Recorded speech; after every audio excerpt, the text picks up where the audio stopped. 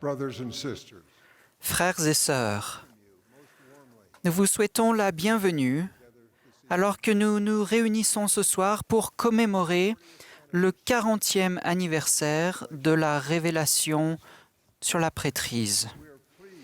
Nous sommes heureux de nous souvenir de cet événement important dans l'histoire de l'Église. Et nous sommes reconnaissants pour l'impact énorme que cette révélation d'un prophète de Dieu a eu sur les membres de l'Église dans les pays et les congrégations à travers le monde.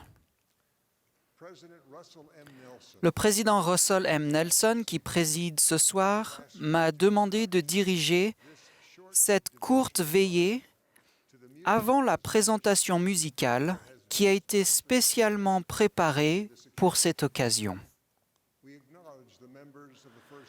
Nous reconnaissons les membres de la première présidence et les autres autorités générales et officiers généraux présents. Nous sommes également rejoints par un comité de membres de l'Église qui ont contribué à cet événement. Frères Claudio Costa, Joseph Citati et Édouard Dubé des 70. Nous exprimons notre reconnaissance envers ces frères pour leur aide. Nous souhaitons également la bienvenue à Sœur Gladys Knight, la chorale B1, ainsi qu'à d'autres artistes invités qui partageront leur talent avec nous. Nous remercions également ceux qui ont été invités à partager leurs pensées sur cet événement historique.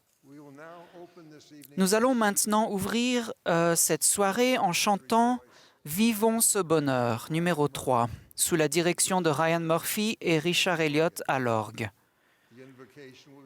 L'invocation sera offerte par Sir Tracy Browning de West Jordan en Utah.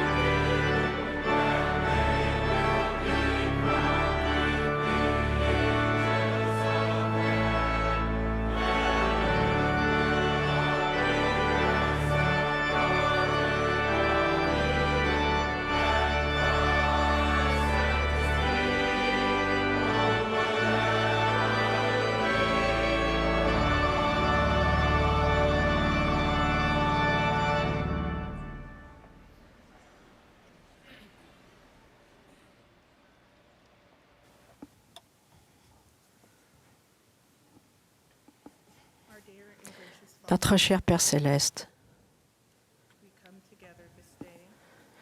nous nous sommes réunis aujourd'hui en tant que frères et sœurs et tes enfants, avec beaucoup de reconnaissance dans notre cœur et l'amour qui nous réunit. Notre Père, nous te demandons que ton esprit soit parmi nous. Nous demandons que ceux qui vont partager leur talent et leur foi puissent le partager avec nous pour qu'ils puissent être édifiés et que nous soyons tous édifiés. Nous te demandons, Père, alors que nous essayons d'être un, que nous puissions regarder bien à l'intérieur de notre cœur et de comprendre ces choses qui vont nous permettre de se rapprocher les uns des autres et se rapprocher de toi. Nous sommes reconnaissants pour notre Sauveur et pour l'expiation et son sacrifice. Nous te demandons, Père, que nous puissions devenir pour plus comme toi et que nous puissions devenir dignes de son sacrifice. Et nous te demandons toutes ces choses au nom de Jésus-Christ. Amen.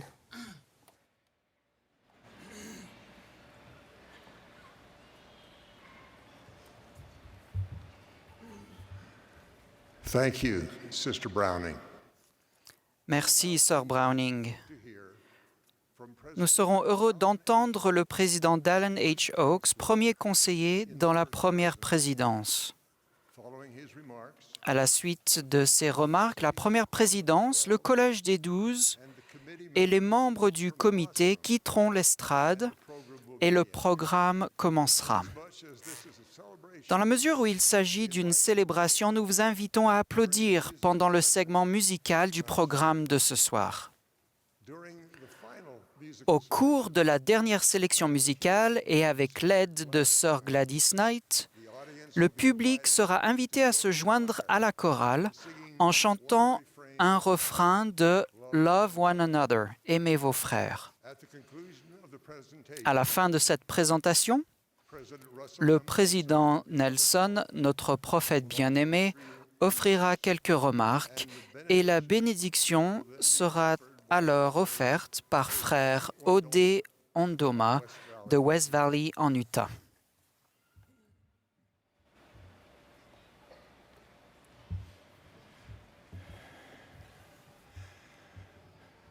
My dear brothers and sisters, Mes chers frères et sœurs, certains événements restent dans la mémoire de presque tout le monde. Si vous viviez à l'époque de l'assassinat de John F. Kennedy, vous vous souvenez où vous étiez et ce que vous faisiez quand vous avez entendu cette terrible nouvelle. Il en est de même concernant les attentats choquants de ce que nous appelons le 11 septembre.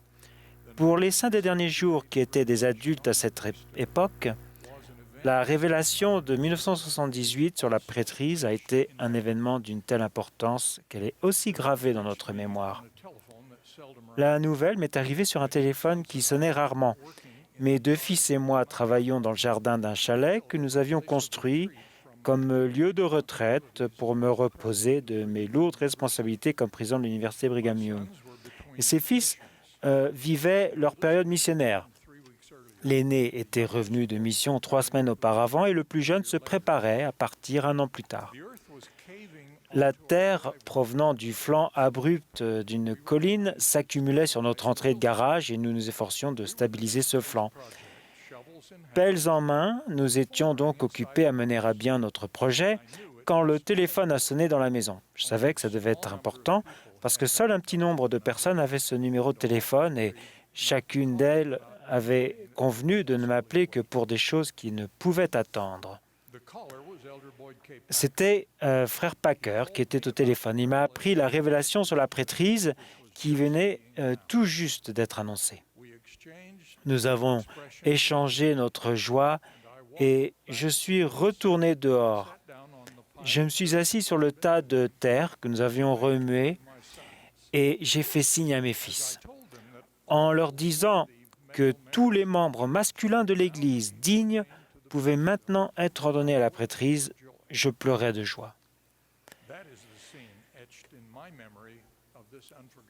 De cette annonce inoubliable, il y a plus de 40 ans, il me reste cette scène à jamais gravée dans ma mémoire. Je me revois assis sur un tas de terre, pleurant, alors que j'annonçais à mes fils cette révélation divine. Pourquoi la révélation sur la prêtrise a-t-elle été une telle occasion de joie? Quand j'étais jeune étudiant et travaillant dans le domaine juridique, j'ai vécu dans le Midwest, l'État des États-Unis, à l'est des États-Unis, pendant 17 ans. La restriction concernant l'ordination et bénédiction du temple de personnes d'ascendance africaine, presque invisible à mes yeux alors que je grandissais en Utah, était le sujet fréquent de mes conversations et de mes expériences lorsque je vivais à Chicago et à Washington, D.C. J'ai constaté et partagé la douleur et la frustration des personnes qui souffraient de ces restrictions et de celles qui les observaient, les critiquaient et cherchaient à en comprendre les raisons. J'ai étudié les raisons données et je n'ai pas pu ressentir la confirmation de la véracité d'aucune d'entre elles. Au cours de mon étude à l'aide de la prière, j'ai appris que généralement le Seigneur donne que rarement des raisons aux commandements et directives qu'il donne à ses serviteurs. J'ai donc décidé d'être loyal envers nos prophètes et de prier, comme promis depuis le début de ces restrictions, pour que le jour arrive où tous pourraient jouir des bénédictions de la prêtrise et du temple. Ce jour était donc arrivé et j'ai pleuré de joie. Beaucoup de saints des derniers jours ont ressenti de la joie à l'annonce de cette nouvelle. Comme le nombre de membres vaillants et fidèles de descendance africaine qui avaient accepté l'Évangile en dépit de la restriction était alors très faible, la plupart des personnes qui se sont donc réjouies étaient des Anglo-Américains comme moi, qui ressentaient la douleur des frères et sœurs noirs et aspiraient à leur délivrance. Je sais maintenant que parmi les personnes qui ont aussi pleuré de joie lors de la révélation sur la prêtrise se trouvaient le docteur Nelson et frère Eyring, alors commissaire adjoint à l'éducation. En 1978, tous deux avaient vécu hors du contexte quelque peu isolé des montagnes de l'Ouest pendant plus de 40 ans en tout. Ils avaient aussi ressenti la douleur de cette restriction parmi leurs associés. Lorsque nous réfléchissons à ce qui s'est passé et ce qui se passe dans l'Église de Jésus-Christ des Saints des Derniers Jours et la vie de ses membres depuis 1978, nous avons tous lieu de nous réjouir. Institutionnellement, l'Église a réagi rapidement à la révélation sur la prêtrise. Il y a eu immédiatement des ordinations et des recommandations à l'usage du temple ont été délivrées. Les raisons qui avaient été données pour tenter d'expliquer les restrictions précédentes envers les membres d'ascendance africaine, même celles exprimées précédemment par des dirigeants de l'Église révérés, ont rapidement et publiquement été désavouées. De même, toutes les politiques ou pratiques qui pouvaient avoir empêché l'intégration totale des membres d'ascendance africaine, telles que les congrégations locales séparées, communes dans beaucoup de religions chrétiennes, ont été évitées par la politique de longue date et inchangée de l'Église concernant donc l'appartenance à une paroisse déterminée géographiquement. De même, les certificats de membres ont continué à ne contenir aucune mention de race ni d'origine ethnique. Le Seigneur avait parlé par l'intermédiaire de son prophète et son Église a obéi. Par contre, les changements dans le cœur et les pratiques des membres ne se sont pas produits instantanément et universellement. Certaines personnes ont accepté les conséquences de la révélation immédiatement et de bonne grâce, d'autres graduellement, et certaines autres, dans leur vie personnelle, ont continué à avoir des attitudes racistes qui ont été douloureuses à l'égard de tant de personnes dans le monde, y compris au cours des 40 années passées. Certains ont voulu regarder en arrière, concentrant leur attention sur le réexamen du passé, en cherchant notamment des raisons aux restrictions maintenant révolues. Mais pour la plupart, les membres de l'Église, notamment ses hauts dirigeants, se sont concentrés sur les occasions à venir plutôt que sur les déceptions du passé. La plupart des personnes ont fait confiance à la sagesse et au calendrier du Seigneur et ont accepté les directives de son prophète. Ce faisant, nous avons compris la signification éternelle de son enseignement prophétique selon lequel un être est aussi précieux à ses yeux que l'autre. De même, nous avons reçu un nouvel élan pour accomplir le commandement du Seigneur Jésus-Christ, selon lequel nous devons enseigner l'Évangile éternel à toutes les nations, familles, langues et peuples.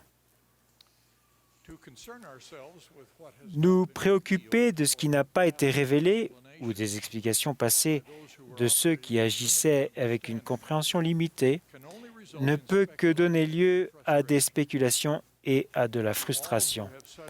À tous ceux qui ont de tels soucis, nous exprimons notre amour et cette invitation spéciale. Regardons tous vers l'avant, dans l'unité de notre foi, et ayons confiance en la promesse du Seigneur, qu'il les invite tous à venir à lui et à prendre part à sa bonté. Et il ne repousse aucun de ceux qui viennent à lui, noirs et blancs, esclaves et libres, hommes et femmes. En regardant vers l'avenir, l'une des conséquences les plus importantes de la révélation sur la prêtrise est son appel divin à abandonner les préjugés envers quelque groupe d'enfants de Dieu que ce soit. De nos jours, le racisme est probablement à l'origine de la plupart des préjugés et nous sommes tous appelés à nous en repentir. Mais nous savons que tout au long de l'histoire du monde, de nombreux groupes d'enfants de Dieu ont été ou sont encore persécutés ou désavantagés en raison de préjugés tels que ceux basés sur l'origine ethnique, la culture, la nationalité, l'instruction ou des circonstances économiques. En tant que serviteurs de Dieu, ayant la connaissance de son grand plan du salut, et nous devons nous hâter de changer notre attitude et nos actions, tant sur le plan institutionnel que personnel, afin de mettre tous les préjugés personnels derrière nous. Le président Nelson a déclaré lors de notre dernière rencontre avec les dirigeants nationaux du NAACP, il a dit « Ensemble, nous invitons les peuples, les organisations et les gouvernements à travailler avec la plus grande courtoisie afin d'éradiquer toute discrimination. » Fin de citation.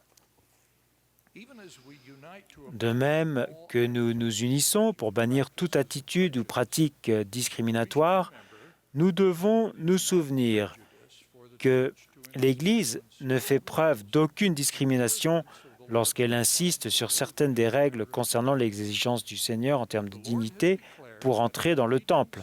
Le Seigneur a déclaré que l'obéissance aux alliances et aux commandements était essentielle pour profiter des bénédictions sacrées. Toute tentative pour effacer ces exigences pour la vie éternelle et les familles éternelles reviennent à essayer d'établir le plan de Satan, où tous seraient sauvés.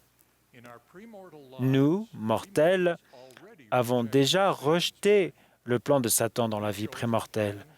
Nous avons choisi le plan de notre Père céleste qui accorde à tout un chacun la liberté de choisir et qui met les commandements et les alliances à la portée de tous. Cette équité de la part de Dieu produit des résultats différents pour chacun, mais l'opportunité est équitable. Ce programme anniversaire a pour ambition de célébrer le 40e anniversaire de la révélation sur la prêtrise tout en anticipant l'avenir.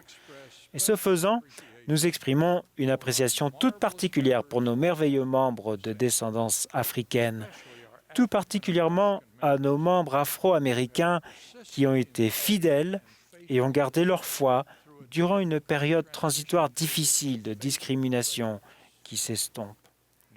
Aujourd'hui, nous nous unissons et concentrons notre attention sur les conséquences glorieuses et postérieures à cette révélation de 1978 et qui sont une source de bénédiction pour les enfants de Dieu partout dans le monde.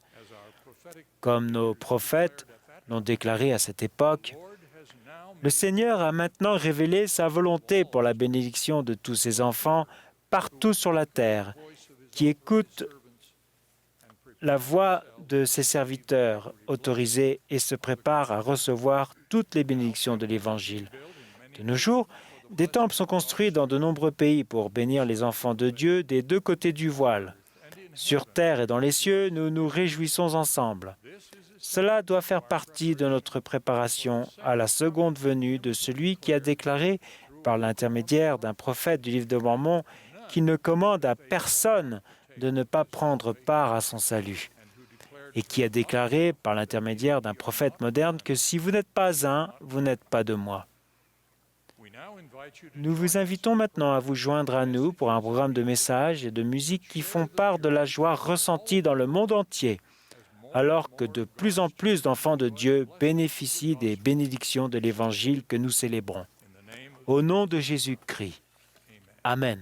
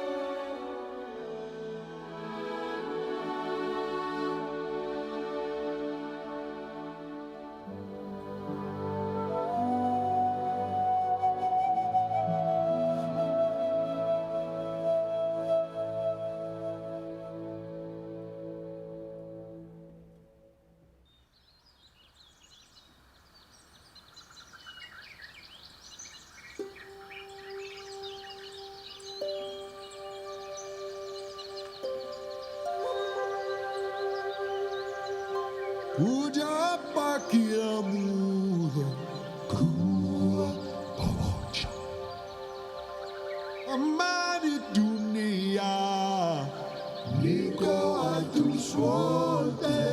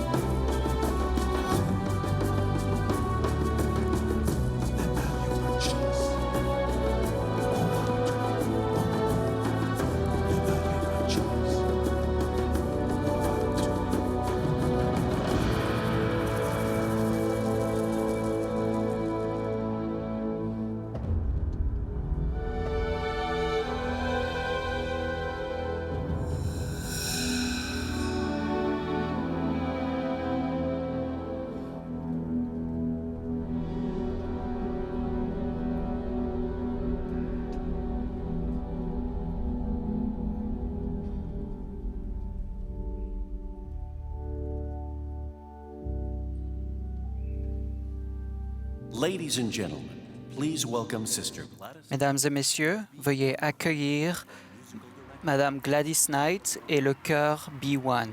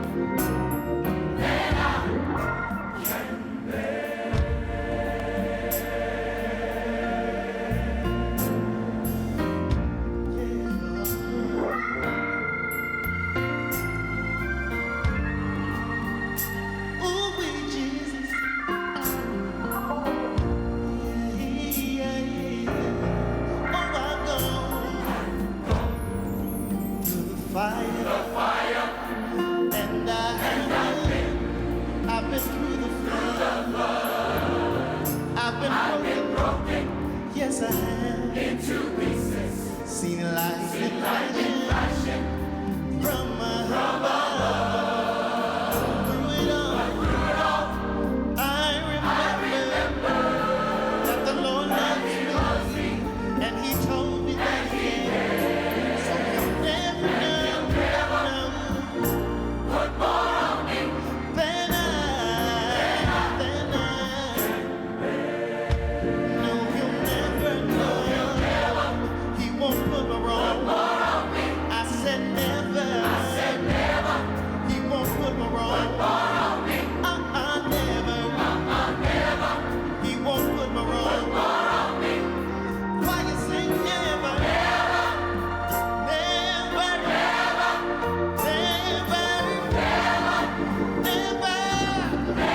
Oh, no. I believe it. I receive it. Oh, yes, I claim it. It's mine. It's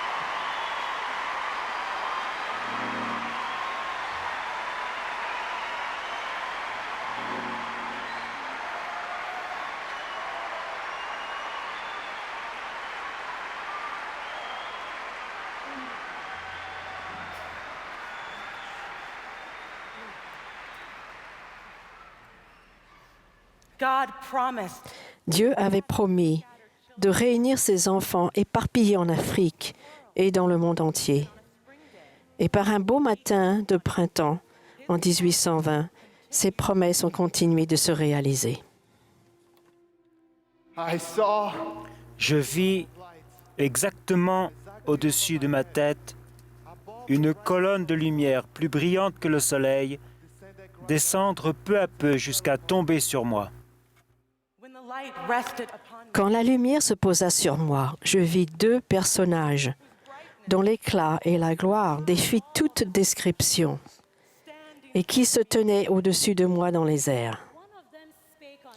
L'un d'eux me parla, m'appelant par mon nom, et dit, en me montrant l'autre, « Celui-ci est mon fils bien-aimé. Écoute-le. » La lumière du Christ est dans tous les enfants de Dieu. Elle brille en nous et en nos ancêtres, dont beaucoup aimaient le Sauveur et cherchaient à vivre selon son évangile. C'est la lumière qui a brillé parmi les premiers membres de l'Église. Parmi les pionniers, comme Jane Manning James, qui s'est fait baptiser.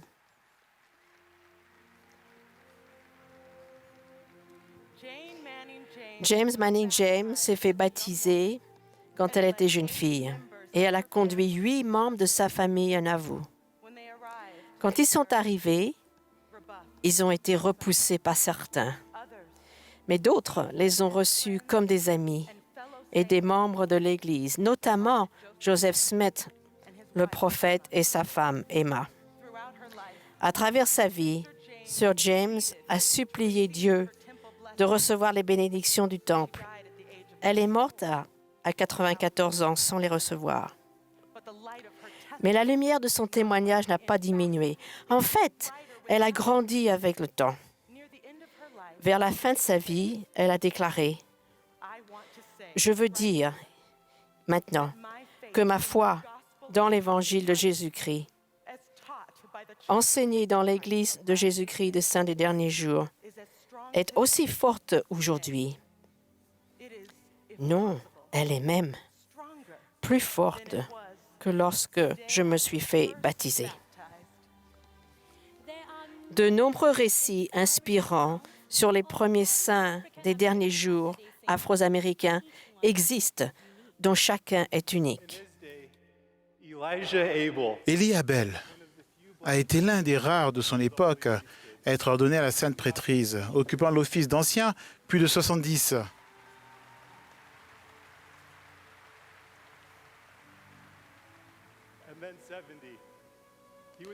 C'était un ami proche de Joseph Smith, le prophète. Des ennemis et parfois certains membres de l'Église le firent souffrir, mais il demeura toujours fidèle. Il fit une mission en Ohio avant de déménager sa famille dans l'Ouest, où il participa à la construction du temple de Salt Lake City. Il désirait aussi recevoir les ordonnances du temple pour être scellé à sa famille. Cela n'arriva jamais, mais il servit le Seigneur sans se décourager. Il mourut en 1884, le jour de Noël, 2 semaines après son retour d'une mission à l'âge de 76 ans. Sœur Manning, Sœur Jane, Frère Abel et beaucoup de membres de l'Église afro-américaine attendaient avec impatience de recevoir les ordonnances de la prêtrise. Et ces ordonnances ont maintenant été accomplies par eux, par procuration. Dans le Temple, les familles d'Afrique et tous les enfants de Dieu peuvent être scellés pour l'éternité.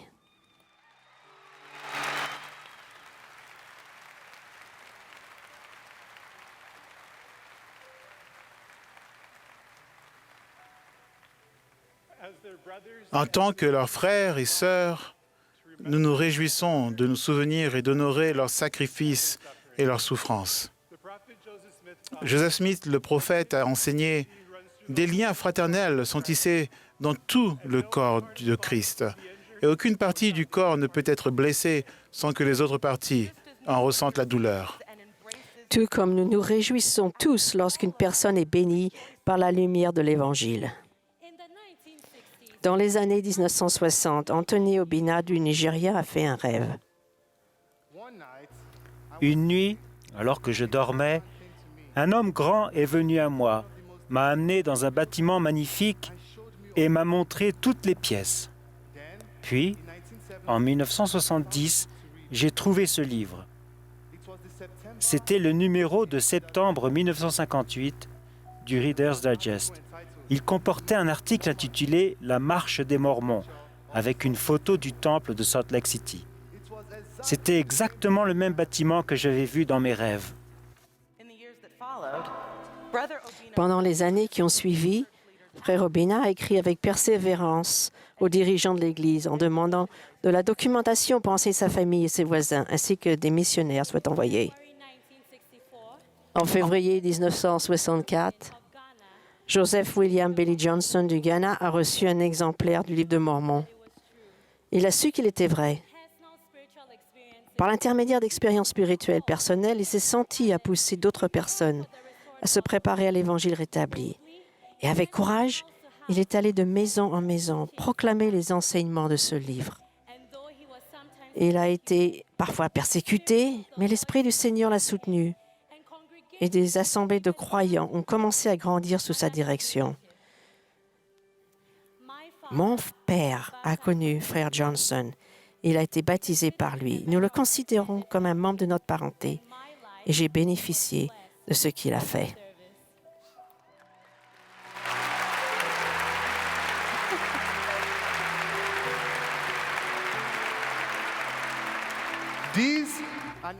Ces personnes et d'autres pionniers africains ont fait de grands sacrifices pour servir le Seigneur, ayant conscience qu'ils connaissaient leurs désirs justes. et qui ne les avait pas oubliés. Au début des années 70, un jeune père jamaïcain, Victor Nugent, était découragé par la direction que prenait sa vie. Il déversa son cœur à Dieu en prière et bientôt, un collègue américain lui présenta l'Église. Quand Victor apprit qu'il ne détiendrait pas la prêtrise, cela le troubla. Mais il reçut un témoignage indéniable que l'Évangile est vrai. Et lui et sa femme, Verna, ont décidé de se faire baptiser, les premiers convertis en Jamaïque.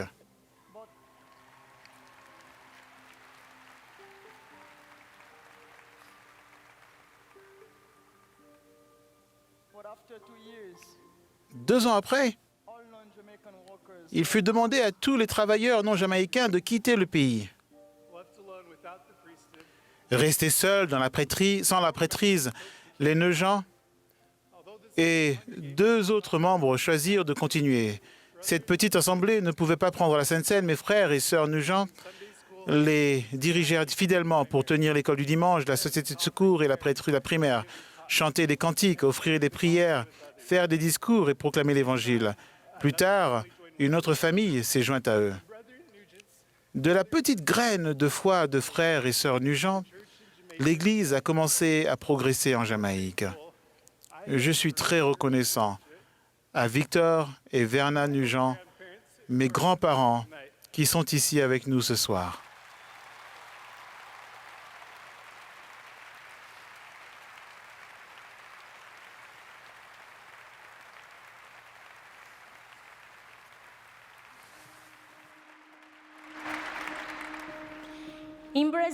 Au Brésil, Elvésio Martin et sa femme, Ruda, cherchaient à remplir un vide spirituel dans leur vie.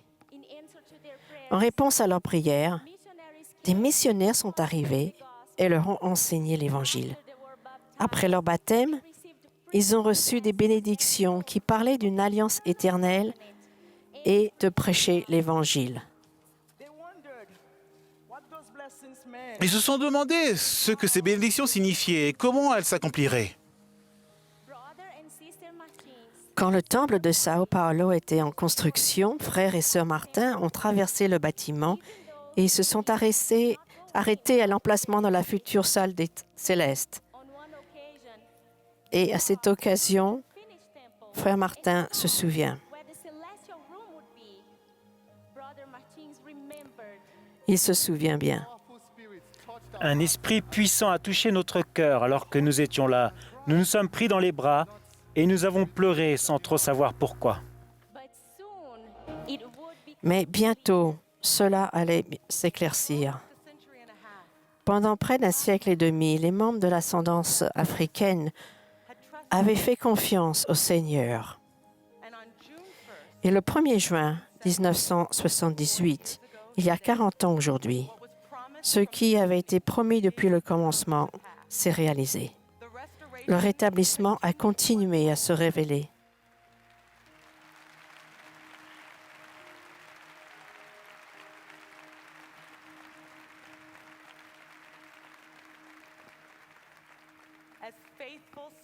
Comme les saints fidèles l'ont chanté depuis la consécration du temple de Kirtland, et tous le pouvoir de Dieu, tout se ressent de sa pure influence. Le voile commence à s'ouvrir à nos yeux. Joanne Cardal, depuis le bâtiment des bureaux de l'Église Saint des Derniers Jours au centre-ville de Salt Lake City, où une annonce essentielle vient d'être faite par la publication d'une lettre signée de la première présidence de l'Église de Jésus-Christ.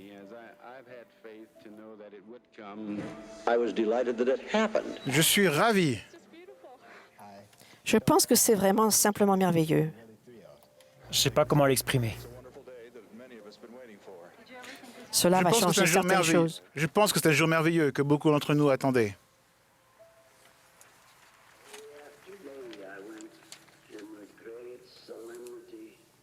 Je me suis rendu jour après jour, seul et avec beaucoup de solennité et de ferveur dans les salles hautes du temple. Et finalement, nous avons reçu l'inspiration du Seigneur qui nous a fait comprendre très clairement que c'était la chose à faire pour rendre l'Évangile universel pour toutes les personnes dignes. Aucun mot ne peut exprimer la joie que nous ressentons.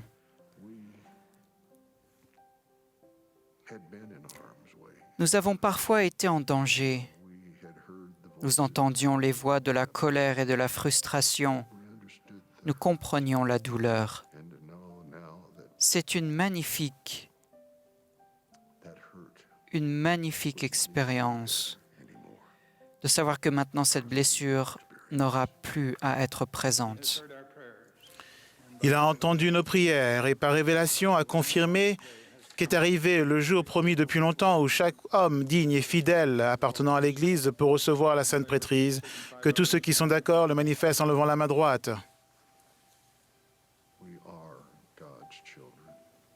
Nous sommes enfants de Dieu, nous sommes frères et sœurs, enfants de la même famille céleste. Chaque étape a été un miracle et cela a été merveilleux à voir.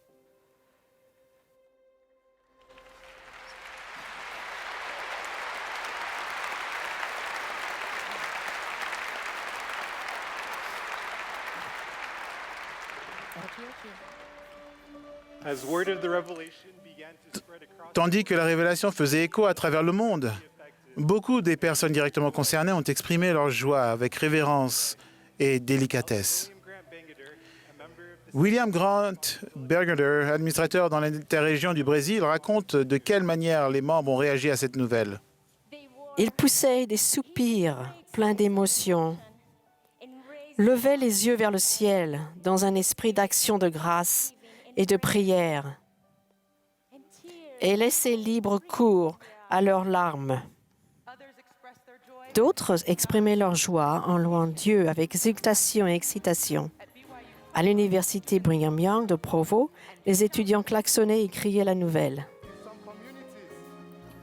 Dans certaines localités, les lignes téléphoniques ont été saturées et les membres couraient dans les rues et se donnaient l'accolade. Alors ce soir, nous nous souvenons de ces réjouissances et louons le Seigneur au son de la trompette. Louons-le avec le tambourin et les danses. Que tout ce qui respire loue l'Éternel.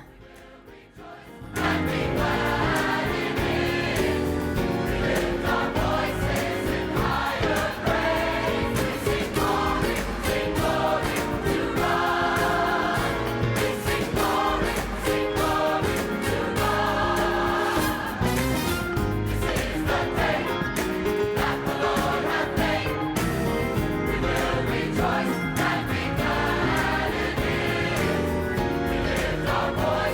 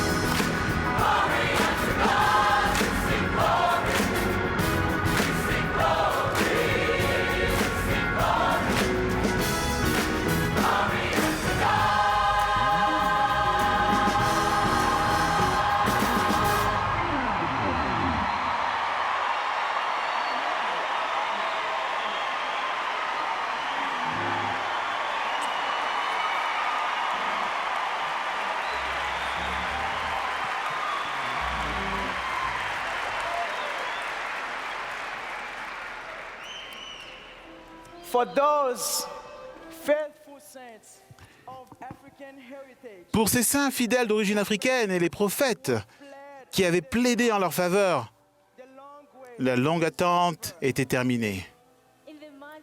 Dans les mois qui ont suivi, ces membres ont reçu les ordonnances du Temple et ont été scellés en tant que famille, notamment la famille Martin au Brésil.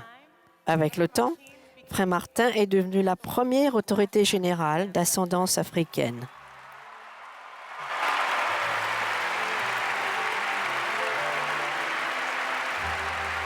members everywhere. Partout, les membres étaient remplis d'un esprit missionnaire renouvelé, en particulier les jeunes d'origine africaine. Ils pouvaient maintenant être appelés en mission et beaucoup étaient prêts à prêcher l'Évangile à toute nation, tribus, langues et peuples.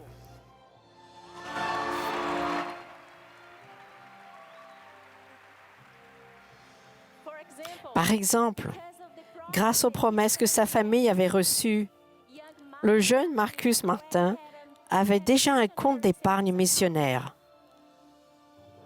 Quand la révélation a été annoncée, sa fiancée de retour de mission et lui ont décidé de reporter leur mariage afin que lui aussi puisse accomplir une mission à plein temps. Il fut parmi les premiers de centaines et plus tard des milliers qui ont demandé et accepté un appel en mission. En août 1978, le président Kimball appela à doubler la force missionnaire. Cela se produisit en une génération. Aujourd'hui, de jeunes missionnaires d'origine africaine inondent la terre.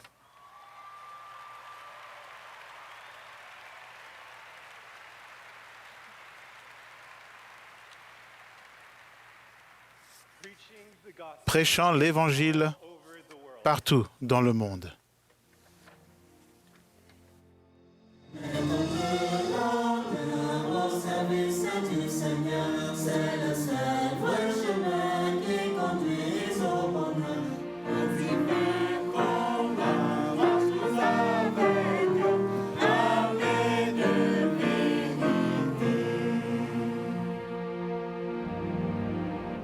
Estas filas chicas jamás desmayarán，虽然中华悬殊，我们不能离。Y no sé un mes de poder nos dará，y le toa o me tonu。我只尽管敌人在杀心。todo enemigo confundir lucharemos a vencer el error seguiré con solo al Señor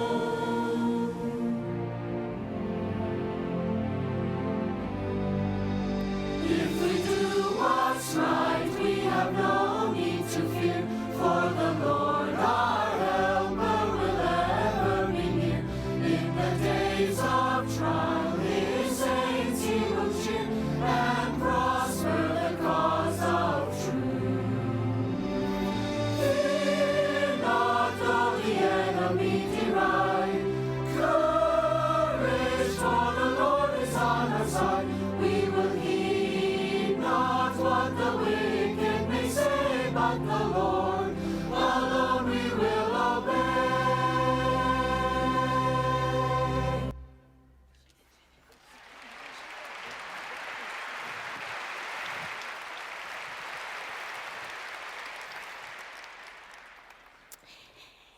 In November of 1978, En novembre 1978, 6 mois après la révélation, un couple de missionnaires âgés est parti en Afrique en mission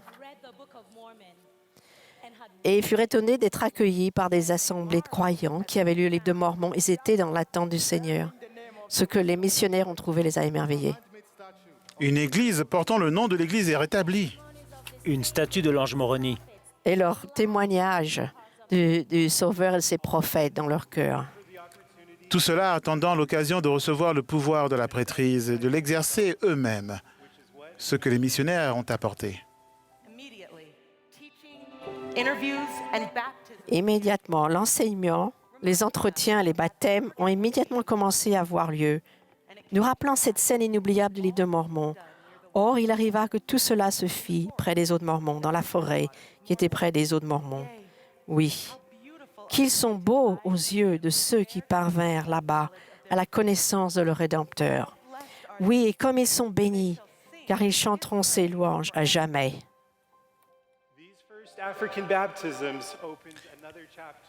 Ces premiers baptêmes africains ont ouvert un autre chapitre de la moisson en cours que le livre de Mormon avait prophétisé. Et alors ils seront rassemblés des quatre coins de la terre, de leur pays, d'où ils ont été dispersés. Oui, comme le Seigneur vit, ainsi en sera-t-il. Et le Seigneur de la vigne travailla avec eux. Please welcome Brother Alex Boyer. Veuillez accueillir frère Alex Boyer.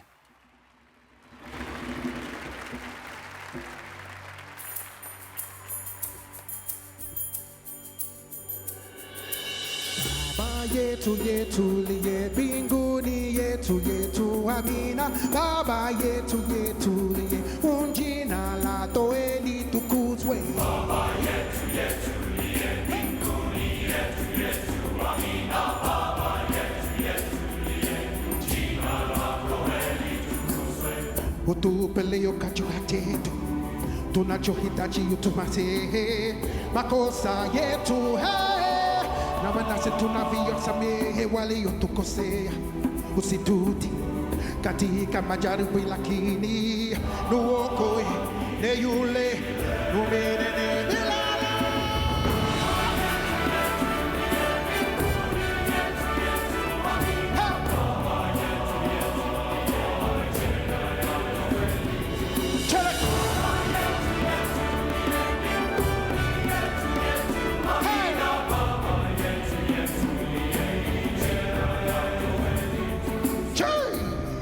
Oh yeah. Hambala Choda Park Chio Hey Papa Chele Chele Hey Choda Park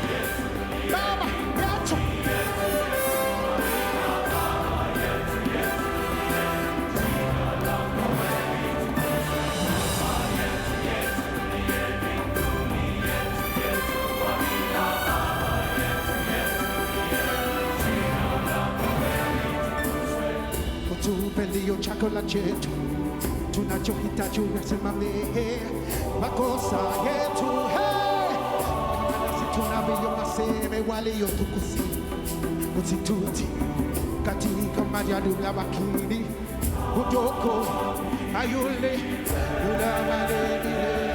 milele. Baba yetu, Baba yetu,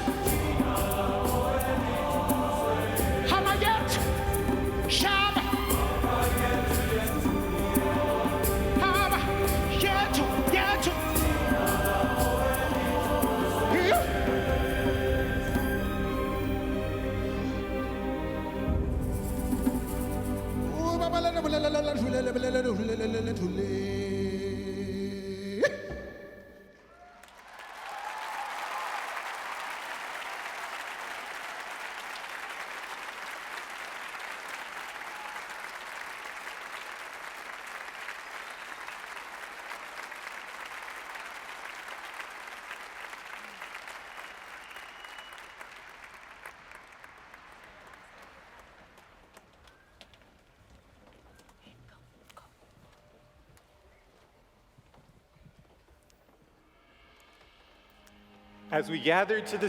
En nous rassemblant au pieu de Sion, nous nous préparons à nous rassembler au temple et le royaume de Dieu s'agrandit.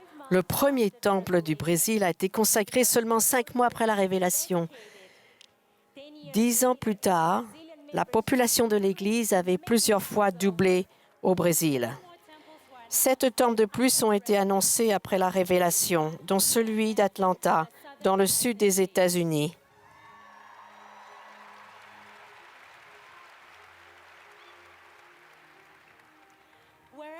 Partout où des temples sont construits et partout où des membres accomplissent les ordonnances de la prêtrise, chaque partie de l'œuvre de Dieu progresse. Aujourd'hui, 20 temples sont prévus ou en service au Nigeria, en Côte d'Ivoire, au Ghana, au Brésil, en Afrique du Sud, au Zimbabwe, en République démocratique du Congo, au Kenya, à Haïti et en République dominicaine.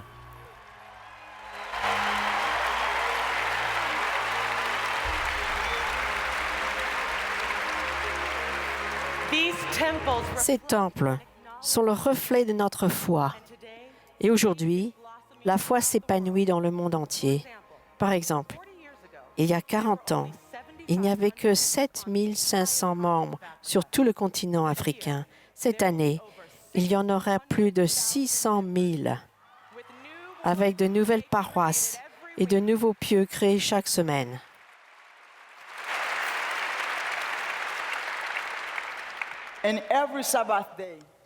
Chaque jour de sabbat, les saints d'Afrique se réunissent dans plus de 2000 assemblées.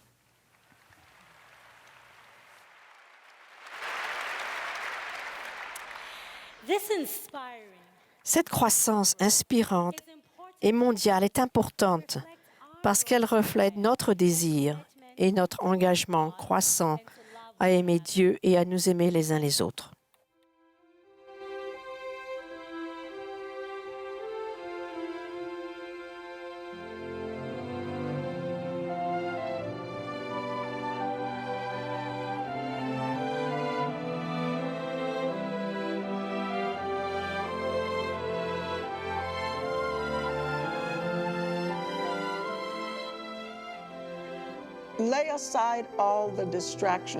Rejetons toute distraction et courons avec patience la course qui s'offre à nous. Cette course, c'est d'aller au Christ. Quelle bénédiction ai-je reçue dans ma vie et mon foyer grâce à la prêtrise? Tout, vraiment tout.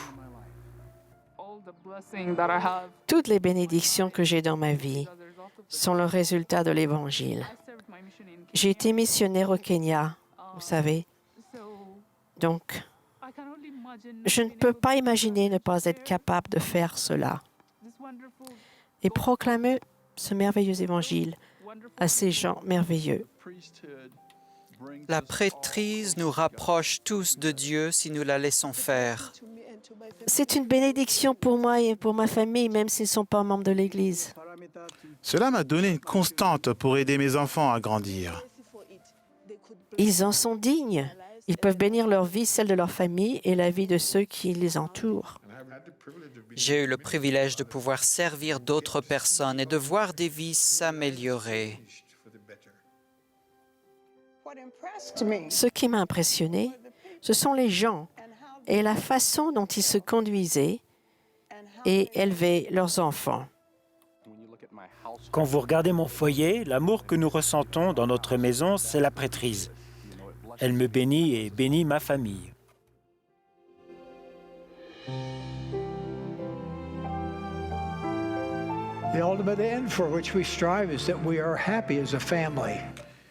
La fin ultime que nous nous efforçons d'atteindre, c'est d'être heureux en famille, dotés, scellés et préparés pour la vie éternelle en présence de Dieu.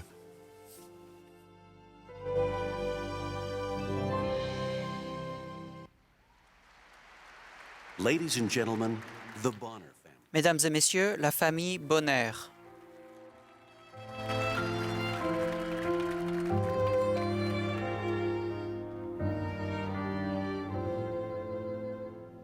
I have a family here on earth. They are so good to me. I want to share my life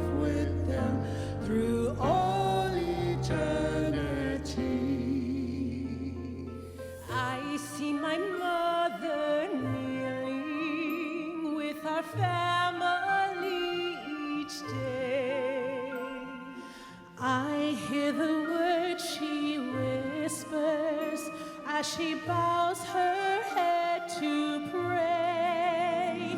Help me to the Father, quiets all my fears, and I am thankful love is spoken here.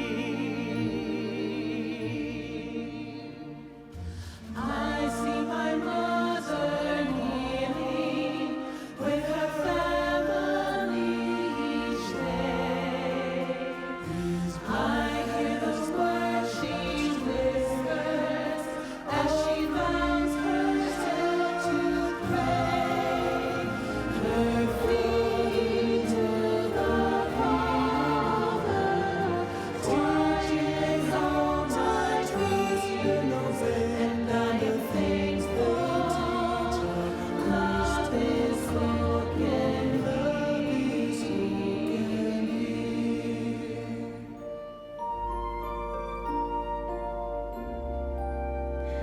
I love to see the temple. I'm going there someday to feel the Holy Spirit, to listen and to pray. For the temple is a house of God, a place of love and beauty. I'll prepare myself while I am young. This is my sacred duty. We are as the armies of the Lord. We have been taught in our youth, and we will be the Lord's missionaries to bring the world His truth.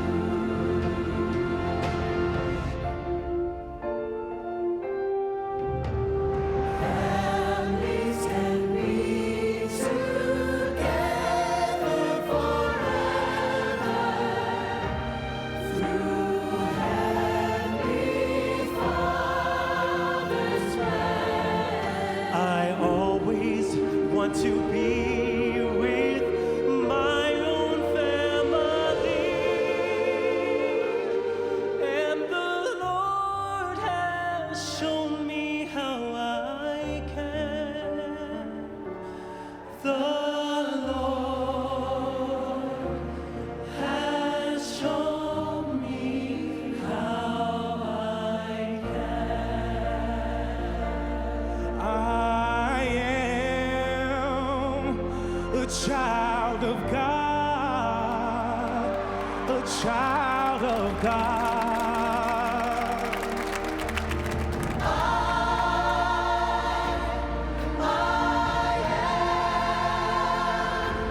A child of God,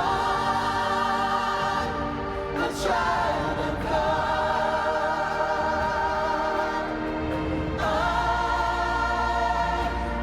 I am a child of God, a child of God.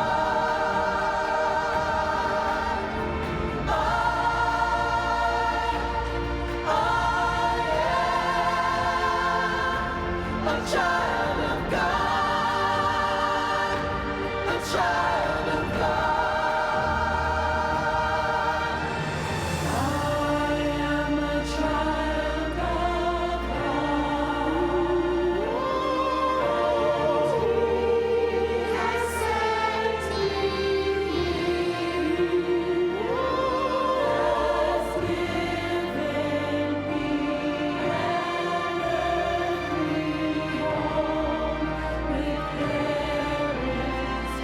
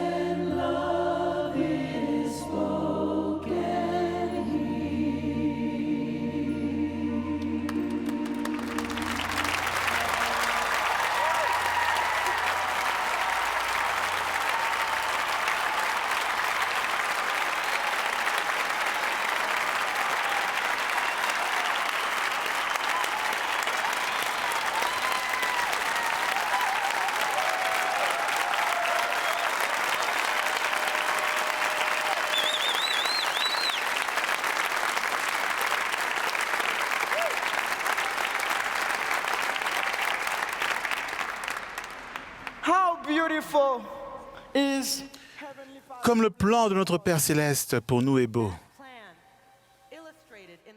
Ce plan, illustré par les histoires vraies que nous avons racontées ce soir, ne concerne pas seulement des gens, il concerne des familles, mères et pères, frères et sœurs, grands-parents et ancêtres au-delà du voile qui participent à notre voyage de retour à notre foyer céleste. Le Sauveur renforce les familles et les personnes par les bénédictions de la prêtrise, Par l'intermédiaire de son Église, par les ordonnances du Temple, through his atoning sacrifice. Et par son sacrifice expiatoire, le Sauveur nous aide à devenir comme lui et à aimer comme il aime. en aimant à sa manière. Nous faisons de son Église un lieu pour tous ceux qui sont prêts à venir à lui et à prendre part de sa bonté, comme le dit le livre de Mormon. Noirs et blancs, esclaves et libres, hommes et femmes, car tous sont pareils pour Dieu.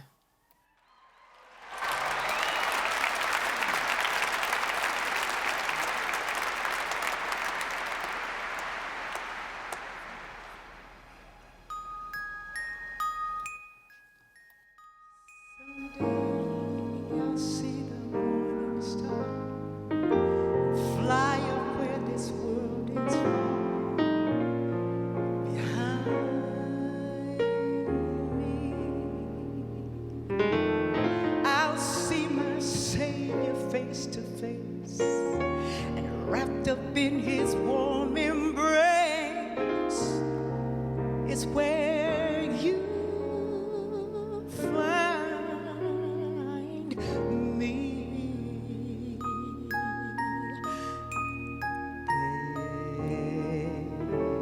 There's a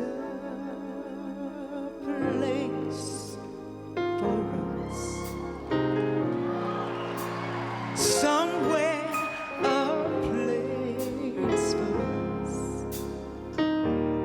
peace and quiet and open air wait for us somewhere. There's a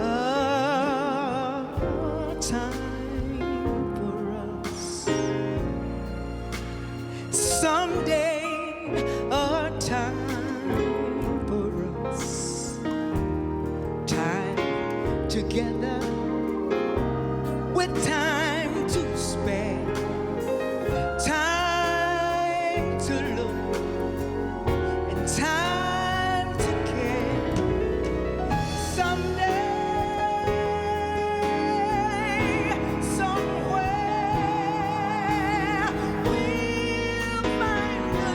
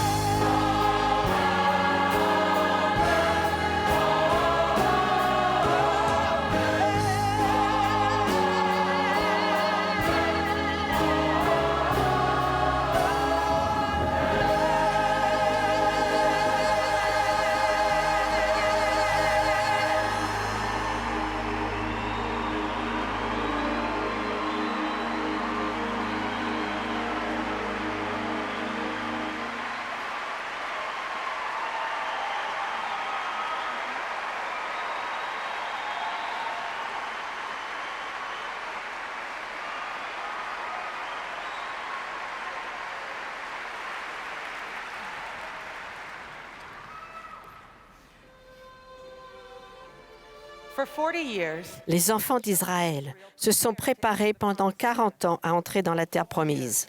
Les premiers pionniers ont travaillé pendant 40 ans à la construction du temple de Salt Lake.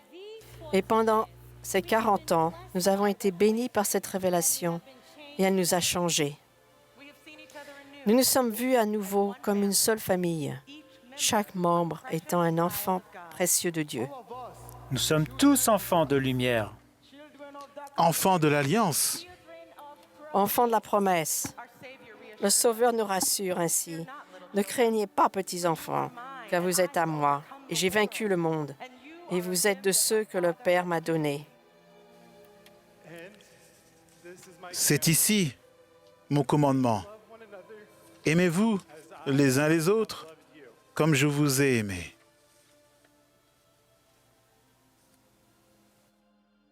He's so sad.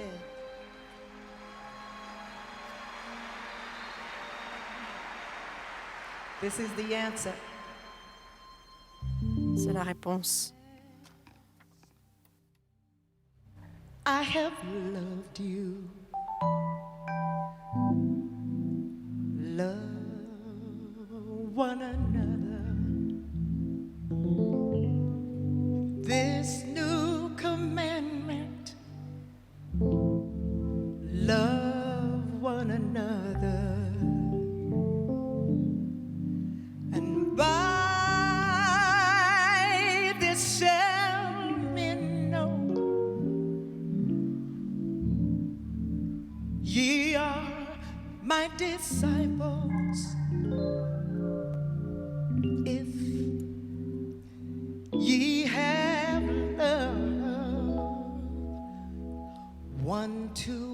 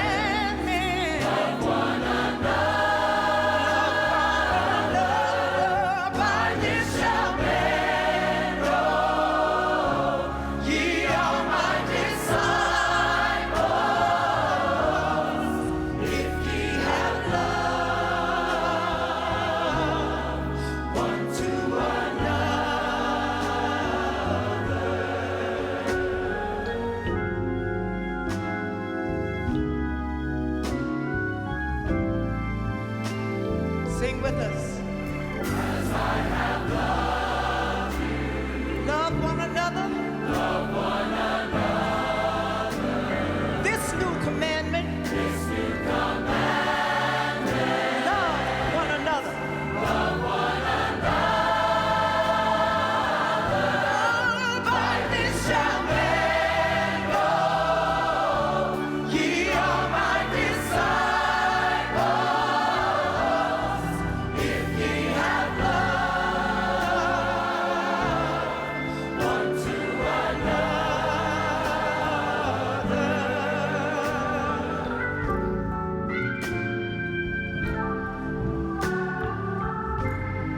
What a beautiful sight.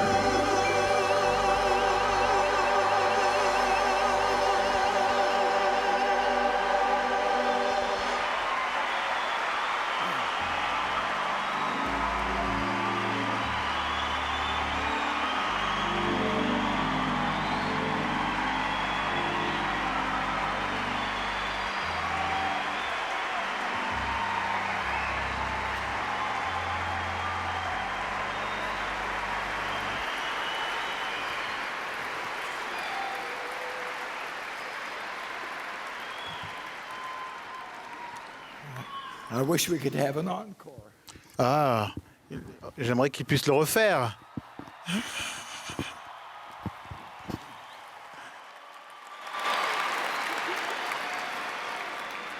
I wish we could hug and thank every one of you. Ah, que j'aimerais vous embrasser tous et vous remercier pour votre performance merveilleuse, même le bébé dans le panier. My dear brothers and sisters, we Chers frères et sœurs, nous avons été édifiés par le discours de Frère Hawks et par des musiciens et des danseurs extraordinaires, ces familles, ces enfants si précieux que nous vous aimons. Nous remercions particulièrement Sœur Gladys Knight.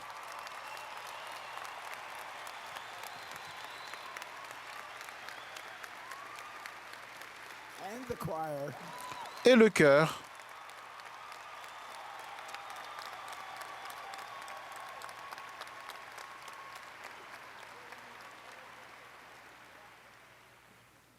We're grateful for Alex. Nous sommes reconnaissants d'Alex Boyer.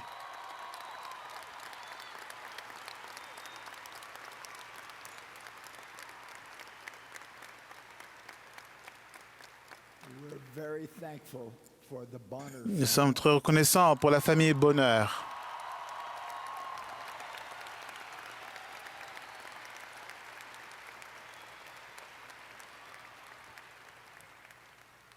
They've given us a standard for family home evening. Ils nous ont donné vraiment un standard pour la famille, la soirée familiale, et ça va être difficile de s'y mesurer. These talented performers have inspired each one of Et us. ces artistes talentueux nous ont tous inspirés. Centuries ago, Il y a de cela plusieurs siècles, un docteur de la loi exigeant demandait au Seigneur, « Maître, quel est le plus grand commandement de la loi ?»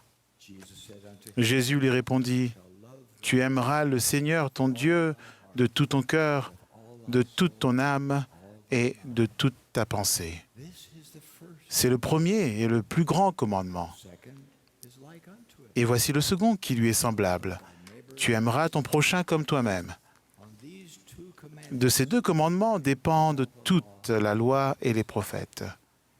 again in 1830, À nouveau, en 1831, le Seigneur a révélé cette instruction à Joseph Smith lorsqu'il a dit every man esteem his brother as et que chacun estime son frère comme lui-même et pratique la vertu et la sainteté devant moi. then by way of emphasis, Puis, pour insister, il a ajouté « Et je vous le dis encore que chacun estime son frère comme lui-même. » in the meridian of Au midi des temps, et à nouveau dans les derniers jours, le Seigneur a déclaré le point de doctrine essentiel que ses enfants ont des possibilités égales. Ce soir, Frère Hawks nous a rappelé que le Seigneur ne repousse aucun de ceux qui viennent à lui, noirs et blancs, esclaves et libres, hommes et femmes, tous sont pareils pour Dieu. on every continent, Sur chaque continent, sur chaque île de la mer, les fidèles se rassemblent dans l'Église de Jésus-Christ des saints des derniers jours.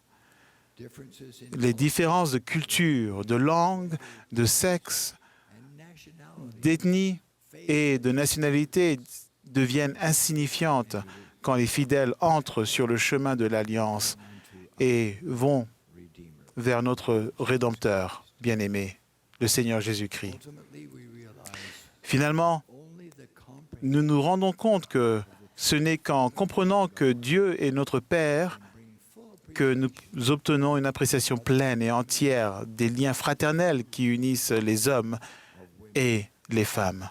that understanding inspires Cette compréhension nous inspire passionate desire l'ardent désir de bâtir le pont de la collaboration instead of et de faire tomber les murs de la ségrégation.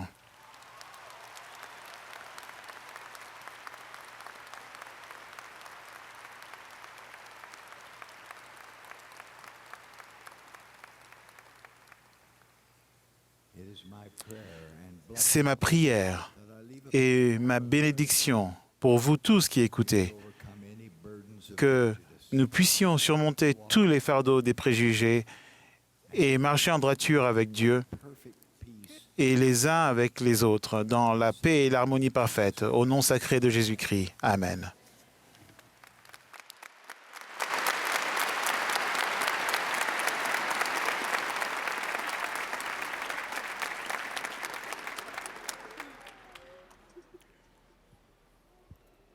Our Heavenly Father, Notre cher Père céleste, nous sommes reconnaissants de cette occasion d'être réunis ensemble en tant que famille. Père, nous sommes reconnaissants pour le succès rencontré par cette soirée, ces histoires de foi que nous avons entendues ce soir.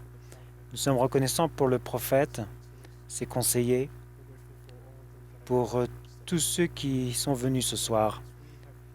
Et alors que nous entendions ce message, nous te prions que l'Esprit continue de nous toucher afin que nous agissions, que nous fassions tous l'effort de tendre la main les uns aux autres, de faire montre d'amour les uns envers les autres comme tu désires que nous le fassions. Nous sommes reconnaissants pour notre témoignage individuel de l'Évangile, pour la prêtrise qui a été rétablie.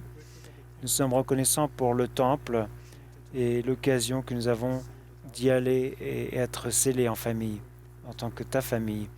Nous sommes reconnaissants pour ce privilège et nous te demandons maintenant, alors que nous apprêtons de rentrer chez nous, de nous bénir afin que chacun rentre en sécurité et que, alors que nous rentrons chez nous, nous n'oublions pas les messages que nous avons entendus ce soir, que ce message continue de vibrer dans nos cœurs et que nous le mettions en pratique alors que nous nous efforçons d'ouvrir nos bras aux autres afin qu'ils acceptent également l'Évangile.